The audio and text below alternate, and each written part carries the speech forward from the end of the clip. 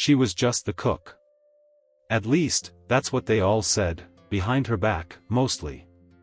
But the truth? The truth was far more complicated. One man saw her pain. Another came back from the past to haunt it. The morning air was thick, the kind that made even cigarette smoke hang heavy like fog. Two men stood near the edge of the construction site, taking a smoke break. Their neon vests were faded and dusted with concrete. Rick, the older one, flicked ash off his boot and gave a knowing smirk. "Did you hear about the cook?" he asked, voice soaked in gossip. "Which one?" asked Tyler, the younger of the two.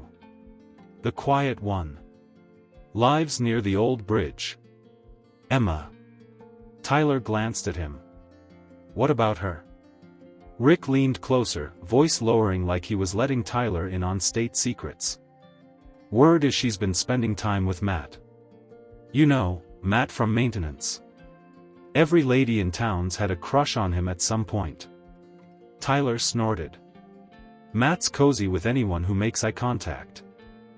Emma's not like that." Rick shrugged. "Maybe. Just, be careful, alright? She's got a kid. And she's not your type. Not if you're looking for something simple." Tyler nodded slowly, watching a hawk drift above the ridge. Nobody in this town was simple. Down the gravel road, tucked behind two tired-looking birch trees, sat a small wooden house with a peeling white fence. The porch sagged, and the mailbox leaned like it had given up hope, but the yard was neat and the garden bloomed with care. That was Emma's doing. Inside, Emma was slicing potatoes with the practiced precision of someone who'd done it 1,000 times.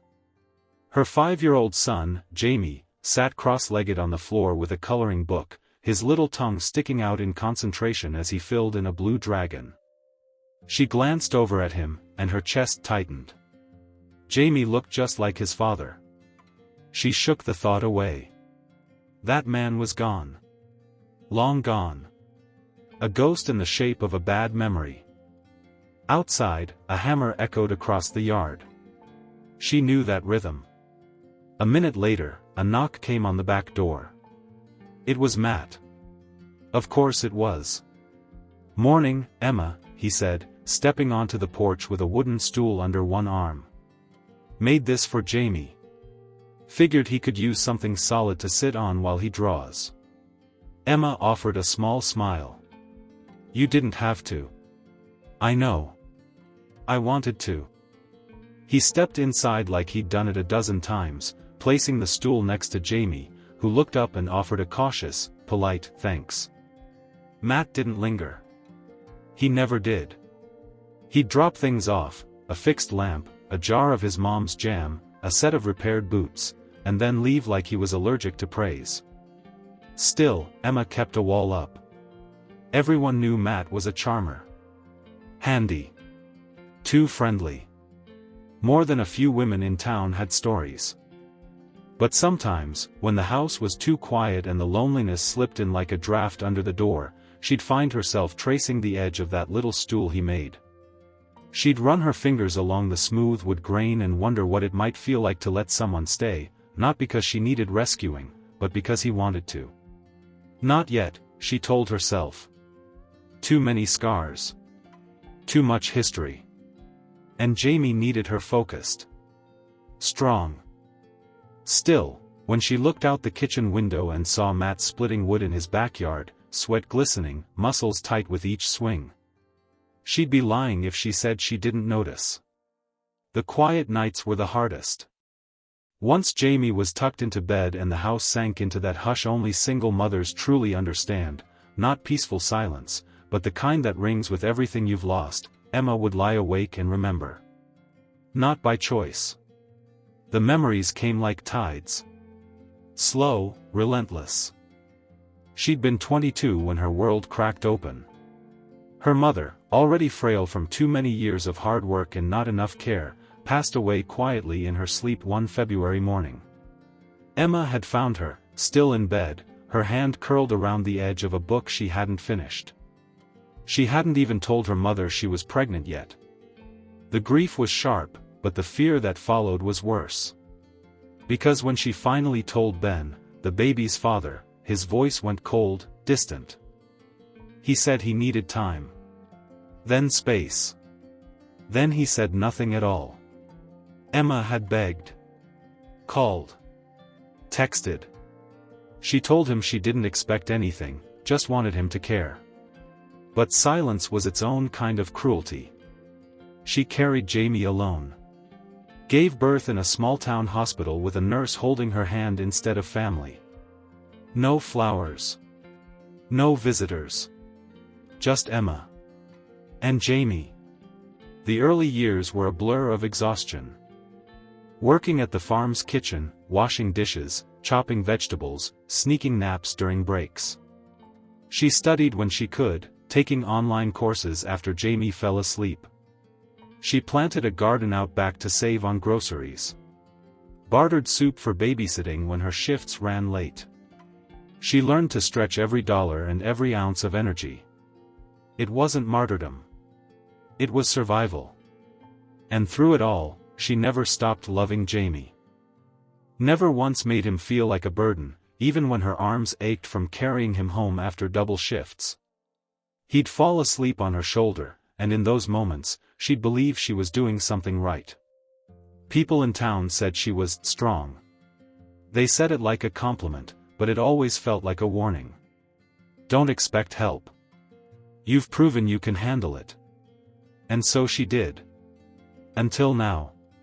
Because something had shifted. Not just with Matt, though his quiet kindness tugged at her more than she wanted to admit, but inside her. A tiredness she couldn't sleep off. A whisper that maybe, just maybe, she didn't have to carry everything alone forever. That night, after Jamie was asleep, Emma sat on the porch wrapped in her mother's old quilt, watching the stars. She thought of Ben for the first time in weeks, not with pain, but clarity. The way he left. The way he never came back. And how, even after all that, she had built something solid. Matt's house light flicked on across the yard. He didn't see her watching. But he stood by the window for a long time, looking toward her house. And Emma wondered if maybe she wasn't the only one holding onto something they hadn't dared say aloud. It was a Tuesday when everything changed. The morning started like any other. Emma was packing Jamie's lunch, a peanut butter sandwich cut into stars, apple slices, and one of those little yogurt tubes he liked. He was bouncing around in his socks, trying to find the second shoe that always disappeared when they were running late. "I can't find it, Mom," he called from the hallway. "Check behind the couch, sweetheart." A knock came at the door. Emma assumed it was Matt. He sometimes stopped by before heading to work to leave her fresh eggs or to fix something small around the house. She tucked Jamie's lunchbox into his backpack and opened the door without checking. Her stomach dropped. It wasn't Matt. It was Ben. At first, her brain didn't catch up to what her eyes were seeing. She saw the hair, shorter now. The jawline, a little more defined. The same intense blue eyes she used to get lost in. But now they just looked tired. Calculated. She didn't say a word. Ben gave her a small smile, like he'd just run into her at the grocery store and not at the house of the woman he abandoned. "Emma," he said softly, "you look good." The words felt like acid. She didn't answer. "I was driving through and figured I'd stop by. I've been thinking a lot about you. About Jamie. About everything." Still, she said nothing. He shifted uncomfortably. "I know I messed up. I know what I did. But I want to make things right." Emma blinked. Once. Slowly. "You disappeared," she said finally, her voice quiet. 4 or 5 years. Not even a birthday card. And now you want to make things right? I was scared. I didn't know how to be a dad." Emma crossed her arms. "You didn't even try." There was movement behind her, Jamie coming into the room with both shoes on, finally. He stopped short when he saw the man standing at the door. Ben looked at him with something like awe. "Is that?" "Yes," Emma cut in sharply. "That's Jamie. Your son. Who doesn't know you?" Ben knelt down a little, trying to make eye contact. "Hi, Jamie. I'm..." "He doesn't need to know you," Emma said, voice firm now. That's when Matt appeared. Like clockwork. He came around the side of the house with a toolbox in one hand and a quiet look of concern. His eyes moved from Ben to Emma, then to Jamie, who had stepped behind his mom instinctively. "Everything okay here?" Matt asked, calm but firm. Ben straightened up, squaring his shoulders like he wanted to assert some right. "I'm the boy's father," he said. Matt didn't flinch. "Then maybe you should act like it." Ben's face tightened. "I came to fix things." "You came to make yourself feel better," Emma snapped. "Don't pretend this is about Jamie."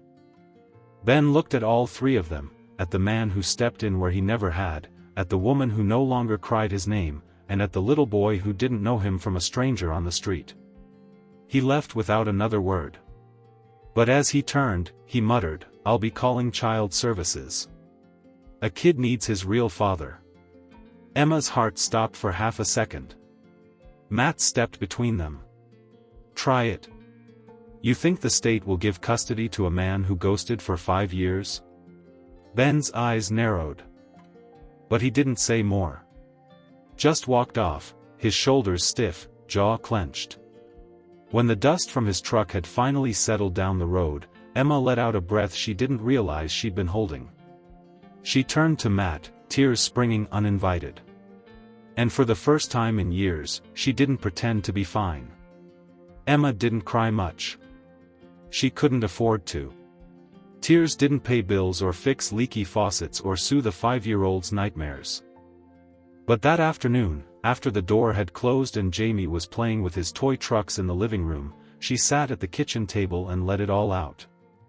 The sobs came from someplace deep, not just pain, but exhaustion.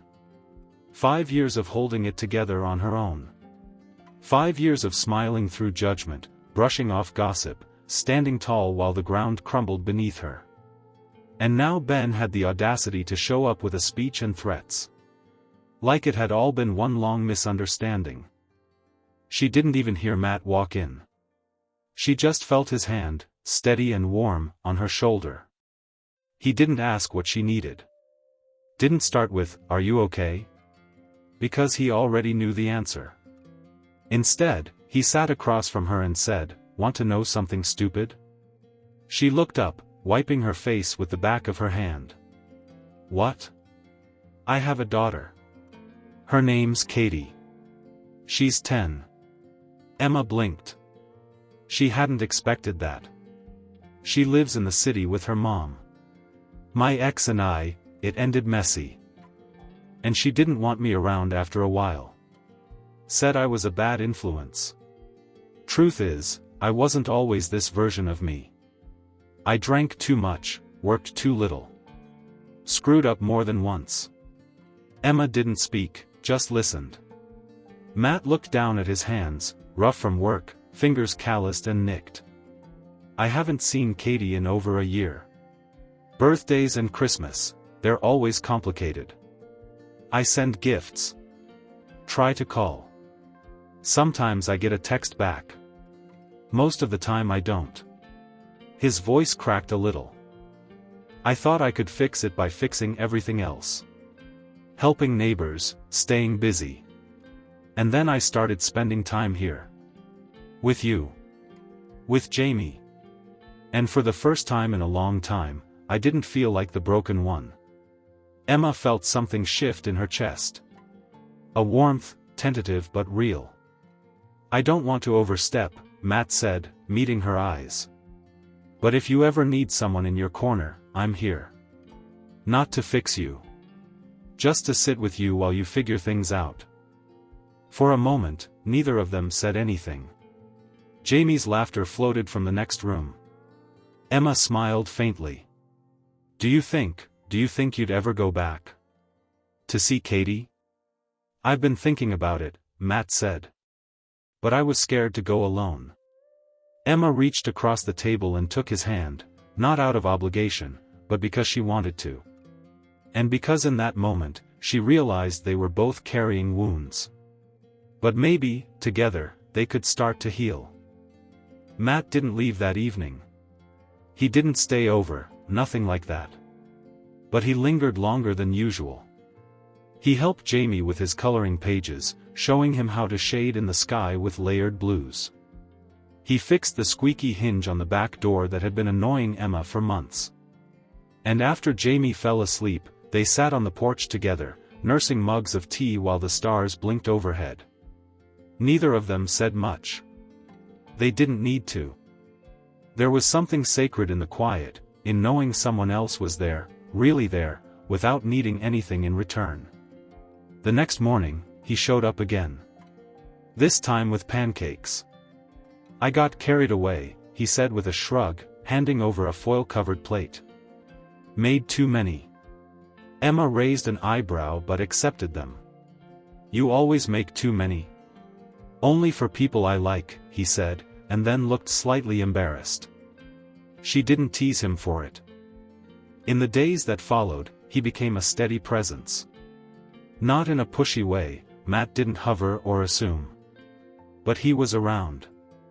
Fixing the broken fence post. Rewiring the porch light. Sitting at the kitchen table while Emma cooked, chatting about little things, her favorite books, the most ridiculous customers he'd dealt with at the hardware store, how she liked her coffee stronger than anyone he'd ever met. Jamie took to him easily. It wasn't instant, but it was natural. They built birdhouses together one Saturday morning, and when Jamie handed Emma a crooked little one painted entirely in orange, she nearly cried. Matt didn't try to take over the role of dad. He didn't even bring it up. He was just present. And that was everything. One evening, he brought over a hand-carved toy truck. It had Jamie's name etched into the side and rubber wheels that actually spun. Jamie clutched it like treasure. Emma watched from the kitchen and felt something strange, something she hadn't let herself feel in years. Hope. That night, after Jamie was asleep and the house was quiet, Matt stayed a little longer again. They ended up outside, on the porch swing, the air thick with summer and something else. You know, Emma said softly, when Ben showed up, I felt like I was going to break. Like everything I'd held together was about to fall apart. Matt turned toward her. You didn't break. No, she admitted. But I came close. He reached over and tucked a strand of hair behind her ear. His fingers brushed her cheek, just for a second. You don't have to hold it all alone anymore, he said. You really don't. Emma didn't respond with words. She leaned in, slowly, cautiously, and Matt met her halfway. Their kiss was quiet. Gentle. The kind that said, I see you. All of you. And I'm not going anywhere. The village had its own rhythm, roosters crowing at dawn, kids running through the dust after school, the distant hum of lawnmowers and gossip. And lately, Emma had become the center of that last one. It started small. A few glances at the market. Whispered conversations that stopped the moment she walked by. But she felt it, the eyes on her, the smiles that didn't reach people's eyes. Someone had seen Matt leave her porch one morning. Then someone else noticed they'd gone to the farmer's market together. Jamie had called Matt Buddy in front of Miss Trudy at the post office, and that was enough to set the whole town buzzing. He's just being neighborly, Emma told herself the first time she overheard someone say, well, I didn't think she was the type to move on so fast. But it got louder. Meaner. At church, she could feel the judgment like a storm cloud. At work, one of the other cooks made a joke about her, keeping Matt busy in more ways than one. Emma smiled tightly, said nothing, and kept chopping carrots. It wasn't until Matt's ex showed up on her porch that she realized how far the whispers had traveled. Her name was Ashley. She wore perfect eyeliner, boots too clean for farm dirt, and an expression that could slice stone. "I just want to be clear," Ashley said, arms crossed. "Matt and I still talk. We share a child. Whatever this is," she gestured vaguely toward Emma's home, "isn't going to last." Emma stood in the doorway, spine straight. Jamie was inside. She kept her voice calm. "I'm not trying to replace anyone." Ashley scoffed. "You think you know him. But he's good at pretending. And he always leaves." Emma's jaw clenched. "He's never pretended with me." Ashley stepped closer. "Nothing will work out with him. Trust me. I've already been where you are." Emma didn't flinch. For the first time in years, she didn't back down. She looked Ashley square in the eyes and said, "That's between me and him. Not you." Ashley blinked. Once. Then she turned and walked away, her boots snapping against the gravel like punctuation marks. That night, Matt showed up late. Emma didn't bring up the visit. She didn't need to. He seemed to know. "Was she awful?" he asked quietly as they sat on the porch swing. Emma exhaled. "She tried to be." Matt shook his head. "I'm sorry. I never wanted you dragged into that." Emma turned toward him. "I don't care what she thinks. Or what the town says. I just want this, us, to be real. And steady. Not something that disappears when things get messy." Matt reached for her hand, rough fingers curling around hers. "It already is." And in that moment, Emma knew it didn't matter what the town whispered. She finally wasn't alone anymore. The days settled into something that almost felt like peace. Emma found herself smiling more, not the polite kind she used to wear like armor, but real ones that bubbled up unexpectedly. Matt came by almost every evening now. Sometimes with tools, sometimes with stories, always with steady eyes that never looked past her. Jamie had started calling him Matty. It slipped out once during dinner, and Emma nearly cried.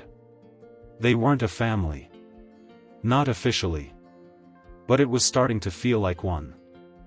One Saturday evening, after a long day fixing the broken garden gate and helping Jamie build an elaborate fort out of couch cushions, Matt stayed for dinner.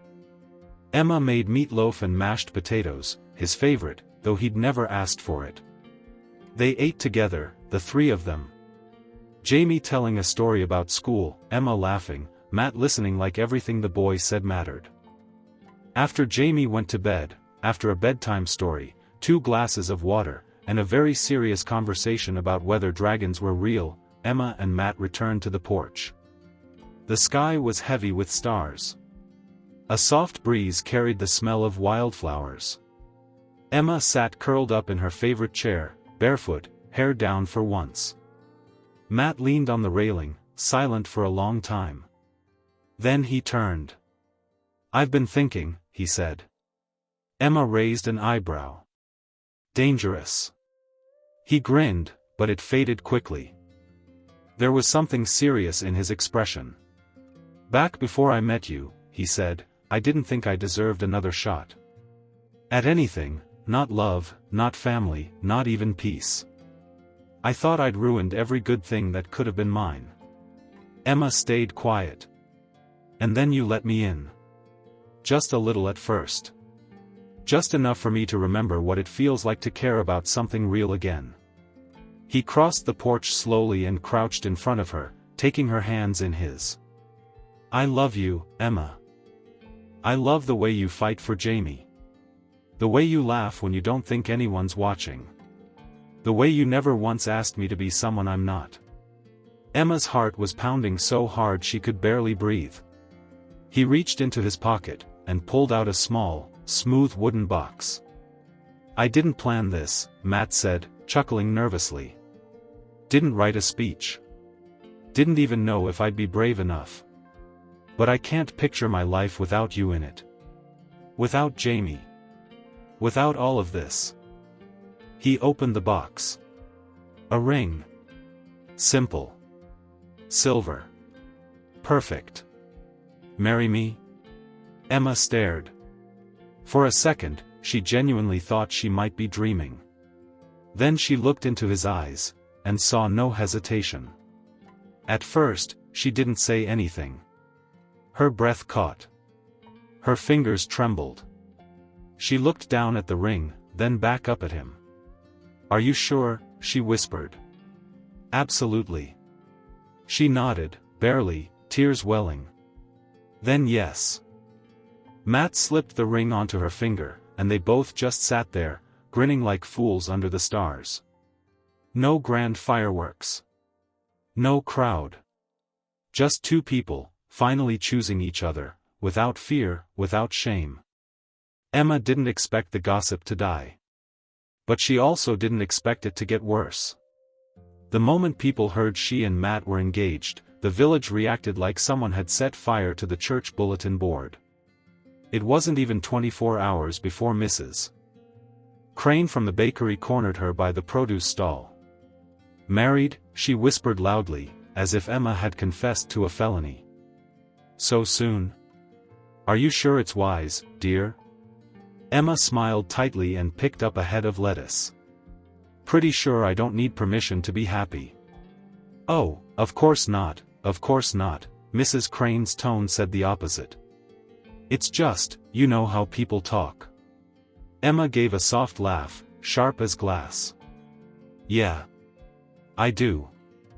Later that day, as she was picking Jamie up from the farm summer camp, one of the other moms, a polished woman who wore pearls to pick strawberries, gave her a tight-lipped smile. "Congratulations," she said. "Though I have to admit, I thought Matt was still sorting things out." Emma blinked. "You mean with his ex?" The woman didn't answer. Just adjusted her sunglasses and walked off. It wasn't just the women. Matt began hearing it, too. "You're rushing," his old coworker said over beers. "You sure you're not just trying to patch the hole your ex left?" Matt didn't answer. Because the truth was, he had been patching holes. But not anymore. He wasn't rushing. He was ready. But it didn't stop the whispers. Even Ashley, his ex, called him one night. Emma wasn't supposed to see the caller ID, but she did. And though she didn't say anything, something in her pulled back. Not distrust. Not jealousy. Just shame. The kind women are taught to feel when they want too much. She thought about calling it off. Not the love. Just the wedding. To give it time. To let things settle. But when she sat down with Matt that night, when he handed her a bowl of soup and looked at her like there was no one else in the world, she realized something. She was tired of waiting for permission to be happy. "I know what they're saying," she said quietly. "So do I." Emma toyed with her spoon. "I don't want you to feel like you have to choose sides." Matt set his bowl down. "I already did. The moment I asked you to marry me. And that was it." The world could whisper all it wanted. But they had each other. And that was louder. Emma hadn't been back to the community center in months, not since Jamie's spring play. But the wedding announcements, quiet, unassuming, handwritten notes she slipped into a few trusted mailboxes, stirred more than just congratulations. They stirred challenge. "You're really going through with it?" asked Debbie, the center's receptionist, when Emma stopped by to pick up a donated dress for Jamie's growing too fast frame. Emma nodded. "We are." Debbie blinked. "People are talking, you know. Saying Matt still has baggage. That you're rushing. That maybe you're using him for security." Emma smiled. Calm. Unflinching. Let them talk. That evening, just before sunset, Emma stood at the back gate of her little yard with Matt's flannel around her shoulders and a hot cup of tea in her hands. The scent of the soil, the rhythm of wind through leaves, all of it felt like peace she'd earned. Then a familiar voice called her name. Emma turned slowly. Tanya. Not a close friend. Not quite an enemy. But someone who'd always had something to say, especially back in the days when Emma was the single mother with the mystery child. Tanya stood with her arms folded. Her expression was smug, but forced. I just came to say, don't be surprised if he leaves, she said. Matt has a history. Emma didn't react. She took another sip of tea, then stepped forward. Tanya, she said, voice steady. Let me explain something. I've been left before. I've been alone, judged, abandoned, and talked about. I've survived every version of heartbreak this town thinks it can throw at me. Tanya blinked. And in all that time, not one of you showed up with anything but gossip. Not food. Not help. Not even a kind word. Emma tilted her head. But now? Now that I'm happy? You all have opinions? Tanya didn't answer. Here's mine, Emma continued. I'm not scared of being left. I'm scared of wasting one more second trying to fit into a world that never once tried to make space for me. She turned toward the house. And I'm not asking your permission to be happy. As she walked away, Tanya stayed frozen on the path, expression unreadable. Inside, Jamie was helping Matt fold laundry. The house smelled like clean linen and roasted chicken. And when Matt looked up and smiled at her, that lopsided grin that still made her stomach flutter, Emma felt it again. This was hers. No permission needed. No approval required. She had chosen joy. The wedding wasn't grand. There were no string quartets, no banquet halls, no long guest lists packed with names Emma barely remembered. But that's not what she wanted anyway. Instead, it was held beneath the old birch tree in Matt's yard, the same tree Jamie had climbed last summer and fallen asleep under during their first family picnic. It was strung with soft lights and paper lanterns, and folding chairs circled it like old friends. Emma wore a dress she'd sewn herself, nothing fancy, but it fit like truth. Jamie wore a tiny suit with a tie he kept fidgeting with. Matt's daughter, Katie, was there too. She arrived the day before with her mom's blessing and immediately took Jamie under her wing like an older sister who'd been waiting her whole life to meet him. As guests began to arrive, not dozens, just the ones who mattered, Emma stood inside, looking at her reflection one last time. You're so pretty, Mom, Jamie said behind her, tugging at her hand. Matt's going to cry. Emma laughed, adjusting his tie. You think so? He cries during Disney movies. Of course he's gonna cry. She took a deep breath, then exhaled. Outside, music started, just a simple tune from a neighbor's old Bluetooth speaker. Emma stepped onto the porch, her heart pounding but steady. The walk to the tree was short. But it felt like crossing a lifetime. Matt waited there in a clean white shirt, no jacket, hands trembling slightly. When he saw her, his eyes did go wet. Jamie, standing proudly beside him, nudged his arm and whispered, "Told you." The ceremony was short. Vows exchanged in voices that broke, laughter slipping between promises. Matt took her hands. I don't vow to fix everything. I just vow to stay. Emma smiled, her voice soft but clear. I don't vow to never be afraid. I vow to never run. They kissed under the birch tree as fireflies blinked around them and Jamie clapped like it was the greatest thing he'd ever seen. Later, there was cake, baked by the widow next door who never spoke but always left zucchini bread on Emma's porch. There was dancing, barefoot on the grass, with Matt twirling Emma so gently she thought the stars might come down to watch. Katie taught Jamie how to spin. He got dizzy, fell, laughed. Emma watched, her chest full. At one point, Jamie ran over, cheeks pink from playing. Mom, he said, can Katie be my sister now? Emma knelt down, brushing a curl from his forehead. She already is. When the night finally quieted, when the lights had dimmed and the chairs were folded and the guests had all gone home, Emma and Matt stood side by side in the kitchen, barefoot and sleepy. He poured 2 glasses of lemonade and raised his. "To the life we didn't plan." Emma clinked her glass to his. "But always hoped for." Outside, the world kept turning. But inside that little house, under soft lights and tired smiles, something had finally settled. Emma, once the lonely cook, the whispered about single mom, had everything she needed. A home. A partner. A son who laughed in his sleep. And the unshakable truth that she had earned every ounce of joy.